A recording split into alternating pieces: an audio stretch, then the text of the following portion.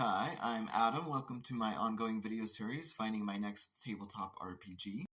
Today, I'm going to be looking at Cortex Prime, which is by Cam Banks. The premise of this video series is I've fallen out of love with the games I've played in the past, and I'm looking for something new, something that could be my default game. I've got 7 criteria at this point in terms of what I'm looking for in a new game. Go ahead and check out previous videos for what those are. We've got a lot of ground to cover for Cortex Prime, not that it's not simple. But it is modular, so if you think about a control panel with lots of switches and dials, there's a ton here, and you can turn them on and off. As you might imagine, Cortex Prime supports lots of different genres, not just fantasy, but also steampunk, sci-fi, space opera, etc. At its heart, it wants to be cinematic, so you'll see terms like scenes, beats, reveals. A lot of this comes from film language. In fact, it's been adapted for lots of film and TV franchises like The Dragon Prince, which I also have this book. The game handbook introduces the core mechanic of rolling 2d6 dice if you're untrained, or 3d6 dice if you are trained, and then adding up the 2 highest dice. Sometimes you use a third die, which is called the effect die, but it was hard to wrap my mind around what exactly that did. It seems very situational. If you get a 1 on any of the die rolls, it's called a hitch. So you have to carefully balance how many dice you want to roll, because too many and you might get hitches all over the place because the likelihood of rolling a 1 is greater. Too few and you might not meet your target. A GM can use a hitch to give you some sort of disadvantage in the game world. Some abilities allow you to step up or step down a die, so it's not always a 2d6. It could be a 1d8 plus a 1d6, or a 1d8 plus a 1d12, or a 1d4 plus a 1d8. But the dice are always between a 4-sided die and a 12-sided die. Those seem to be the limits. If you get all 1s, that's a botch. You just do not meet your target and you halt all progress for a bit.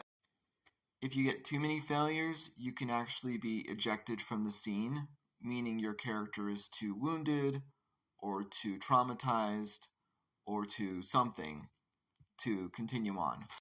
And the game is incredibly modular. After the first little bit in the game handbook, it's just modular rules from then on, so you can pick which ones you want to keep and dispense with anything else. Now, this is the part that made a lot of sense to me so far. So I was able to wrap my mind around almost all of that except maybe effect dice. But in actual examples of gameplay, which are scattered throughout the book, there are a lot more dice involved. I've seen dice pools that are really, really large for the player. So what started out as these very easy to understand examples quickly became these much more complicated examples with lots of dice, lots of different ways of rolling, and lots of outcomes and different effects. It was a little bit overwhelming for someone just reading through the book. I thought that looking at Dragon Prince Tales of Xadia would help, because the game isn't so modular. It has a particular style of play. Here are some characters that are pre-generated for you. But you have attributes. I believe there are 6 of them that all give you a different die. Values. I think there are 6 more of those, which give you more dice. Distinctions like your kindred, your vocation, your quirk, which give you more dice. And assets, which might be a faithful animal companion or a specific weapon, which give you more dice. So this is a character, sort of all that trying to be broken down.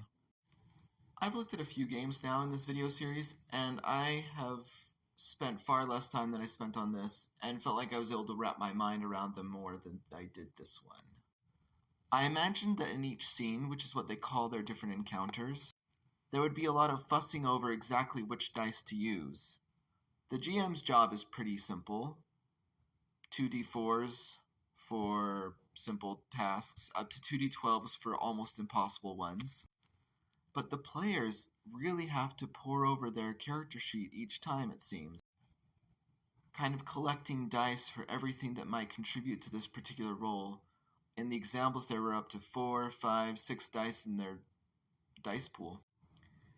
And I would definitely start with the pre-made characters because the rules about creating your own character just looked overwhelming. I only could skim them. There was nothing more I could do with those. It does look like there's some sort of character progression, which they call growth, where you update your values as you go on, you improve your traits, you add relationship assets, things like that. But it's very different from class progression like in D&D 5th edition. There's a stress mechanic.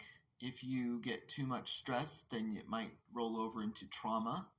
And if you get too much trauma, then you are dead or otherwise unable to continue adventuring. So I think on the whole, this one is a little bit too complex for me. I think I'd be able to get it eventually. And the very core mechanics are simple to understand and play. But I wouldn't call it a streamlined system. And I wouldn't call its complexity somewhat less than D&D 5th edition. At least, not yet. It does do a good job of eliminating bioessentialism. It's just right out. I didn't see any evidence of that at all.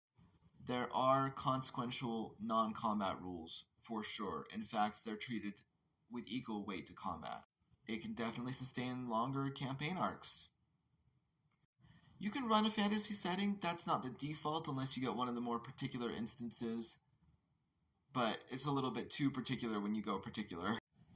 And I believe that they have an open license for third-party publishers. Is this going to be my new default game? I don't think so. I just couldn't wrap my mind around it, and I gave it a lot of time to try to make that happen because I was really happy with the really core rules, which I'm glad I've read. But I don't think I can make this like my default game. It's just too much to wade into. I spent a long time because this video is late and I still don't feel like I get it totally. And you know, bouncing off of a game isn't exactly the fault of the game. It could just be me. I could just be having a day or a couple of days where I'm not really feeling it. But since this video series is all about what I want to play, that's fine. I don't have to wade into it any more than I want to. Maybe everything I've said sounds good to you. Maybe you should pick it up.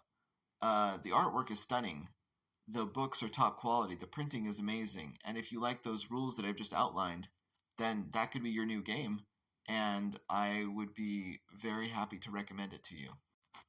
But I don't think it's for me. So I'm going to keep looking for my next tabletop role-playing game.